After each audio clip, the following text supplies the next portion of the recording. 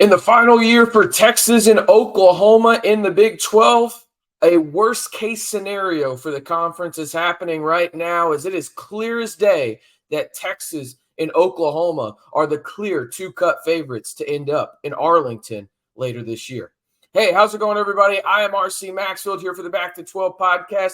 If you want more Big 12 videos here on the channel, simply like the video. Let me know. And, well, I know this one really isn't that much fun for Big 12 fans, but I can tell you what is fun.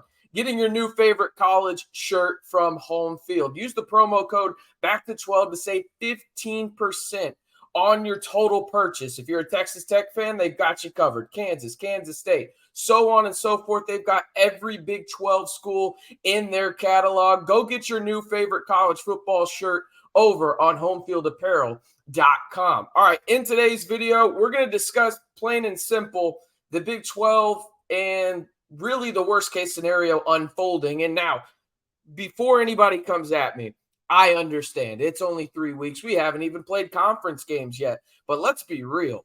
Texas, they look damn legit.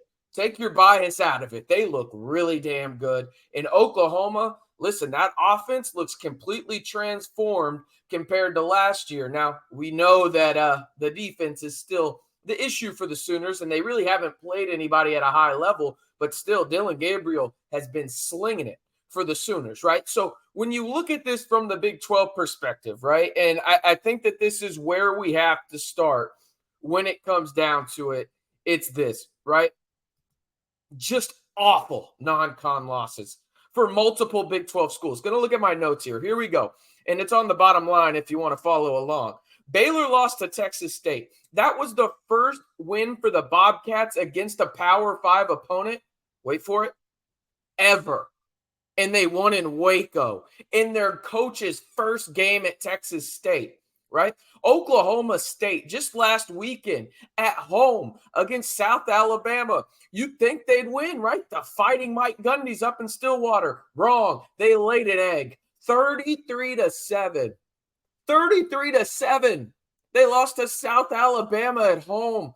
Unbelievable. Texas Tech loses in double overtime to Wyoming, at Wyoming, and they do nothing after they go up 17-0 for about 45 minutes of game time. They had to have a field goal in the last 90 seconds to make it go to overtime against Wyoming. Wyoming was picked to finish sixth in the Mountain West. No disrespect to the Cowboys. They're a solid team. They played Texas hard too for 3 quarters. But literally sixth in the Mountain West, and you lay an egg, you do nothing for basically 3 quarters if you're the Red Raiders. I'm not done yet. Cincy lost to Miami of Ohio at home. Listen, I know they're both in the state of Ohio, but at home, come on, Cincy. Oh, and then Iowa State goes to Ohio and lays a stinker. Matt Campbell's offense is, I'd rather watch paint dry. Holy shit, is it bad to watch, right? And then Houston lost to JT Daniels and Rice. Listen, this is a legit worst-case scenario for the Big 12 in 2023.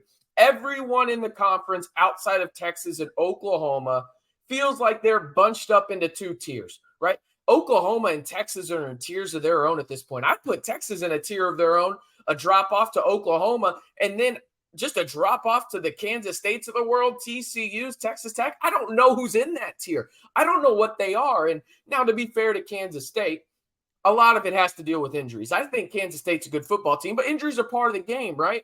And we've seen what they did, and they laid an egg kind of at Missouri, and Will Howard got injured a little bit, was hobbled. They brought in the true freshman, Avery Johnson, to run some things for them offensively, but still, just watch the tape, and you can see Texas just looks really freaking good. Oklahoma looks really freaking good, and then there's a bunch of about 5 teams where I'm like, yeah, I think they're talented football teams, but what have they shown consistently so far, right, in the Big 12? And then there's another bottom half where I'm like, yeah, I don't think they're very good. Like, could they upset a couple of teams in the Big 12? Yeah, it's conference play. Anything can happen kind of deal. But at the same time, just, Kevin McAllister looking at Buzz's girlfriend right now. Woof. When you look at the Big 12 right now outside of Texas and Oklahoma, it is not ideal. This is a worst case scenario for the Big 12. Just give me your one word to describe the Big 12 in terms of the football standings so far in 2023. Mine would probably just be woof, to be honest. I mean, just an absolute worst case scenario right now if you're a Big 12 fan. So let me know down in the comments below. Again, if you're a Texas or Oklahoma fan, congratulations, especially with all the shit talking this offseason from, Big 12 Commissioner Brett Yormark and other fan bases. Salute to y'all right now. Again, I get it. It's a quarter of a way through the season and a lot of things can change, but you got to tip your cap when you need to, right? And right now, Oklahoma, they look outstanding on the offensive side of the football. And then Texas, I mean, they have arguably the best win of the year so far. I don't really care what your perspective is of Alabama this year, and maybe it's a letdown year. They went to Tuscaloosa and dominated down there for a long stretch of the game, and really Quinn Ewers, he's living up to that hype right now, right? So congratulations to Texas and Oklahoma fans right now. But let's see how the Big 12 can get back on track, because I think that there's really 3 teams right now, in my opinion, that can really jump up and maybe potentially get to Arlington and really make this video, in all honesty, look pretty damn dumb when it comes down to it. All right, they're going to be at the bottom line right now. We got Kansas State, and you're going to say I'm a homer on the last one. I already know. But Kansas State, listen, I think Kansas State is a really solid football team. I'm a real big Will Howard guy. I understand they slipped up at Missouri. It took a 61-yard field goal to beat them, people, right? In the rain, nonetheless. Again, tip of the cap to the Missouri kicker. Will Howard did not look 100% in that game about midway through the second quarter, right? Like I mentioned, they brought in Avery Johnson, the guy that will probably replace Will Howard when all said and done. But it was a rivalry game, a 61-yard kick. Your quarterback didn't look great in terms of health. Like, once that happens in terms of Will Howard feeling closer to 100%, albeit we don't know how long that will take, I think Kansas State will get back on track, and I think they'll potentially jump up into that tier with Oklahoma. Next is TCU. I think it's safe to say that Colorado loss wasn't very bad. Colorado looks pretty good. Now they're going to have a tough test on the Buffs this week up in Eugene, facing off against the Ducks, and then they face Caleb Williams, the former Heisman Trophy winner, the week after, and they're not going to have Travis Hunter. But specifically talking about TCU, right?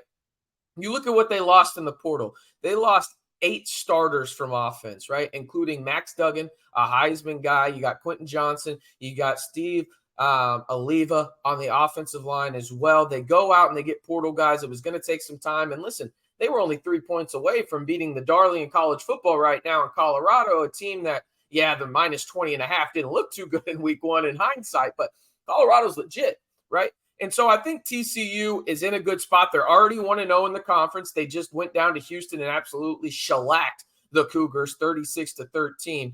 I think Sonny Dykes will get TCU to about 8 wins, right? Maybe 9 wins, depending on how things go. And I think they'll be right in that mix potentially for Arlington until the final 2 or maybe even final week of the season. Now, listen, I know you're going to call me a homer for this one, but I think Texas Tech is a talented team. Now, if you did ask me, I would say they are probably least likely out of the teams I'm mentioning here to actually have a chance to make a run in the Big 12. Let's put that out there. But listen, Texas Tech has struggled offensively. There's no denying that. And who knows who the quarterback is going to be long-term, right? Like right now, we know it's Tyler Shuck at the time of this recording, but maybe that changes. But either way, the Tech offense hasn't looked great by any stretch of the imagination outside of that Tarleton game. And even then, they didn't even look great then, right? They've lost to Wyoming and Oregon, a top 10 team, a team in Oregon that it would not shock me at all if we're talking about them potentially going to the college football playoff, right? Now, Pac-12 is loaded this year, RIP, but they have a chance to do that, right? And they lost to Oregon. Really, when you look at that Oregon game, it was 31-30, and then Tyler Shuck threw one of the most egregious picks I've ever seen a senior quarterback throw, right? You had a chance to go win that football game on a drive, right? And you didn't. That's how close you were to beating Oregon. You lost by 8. You lost by 2 to Wyoming up in Laramie. Their defense is improved.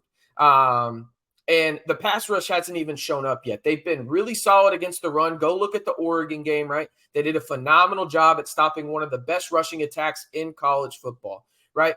On offense, they need to get the run game going. There's no doubting that whatsoever. But the talent is there. Not to mention, you see it at the bottom, they're opening 3 games in the Big 12 at West Virginia. They've won 4 in a row against the Mountaineers, right? Then they play Houston. We saw what Houston could do in the Big 12. Not much. And then they go to Baylor. I don't know what the hell Baylor is. Neither do you. So that could be a loss, right? There's no denying that.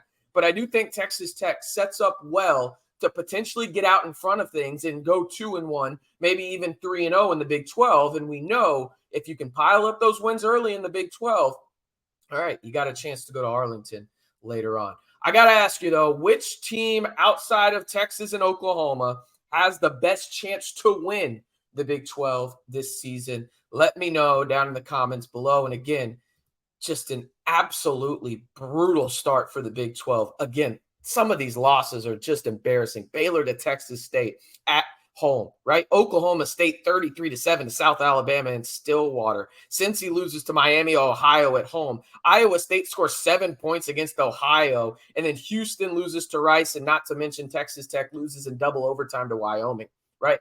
I think things will get back on track for the Big 12, but there's no denying right now, if you're a Texas or Oklahoma fan, you are laughing at every other fan base right now. It's just the truth of it, and sometimes the truth hurts to hear. But I am RC Maxfield reminding you, if you want more Big 12 videos here on the channel, simply like the video and let me know down in the comments below. And if you haven't already, be sure to hit that subscribe button to join one of the most interactive Big 12 communities here on YouTube. Of course, I'm talking about the Back to 12 podcast channel.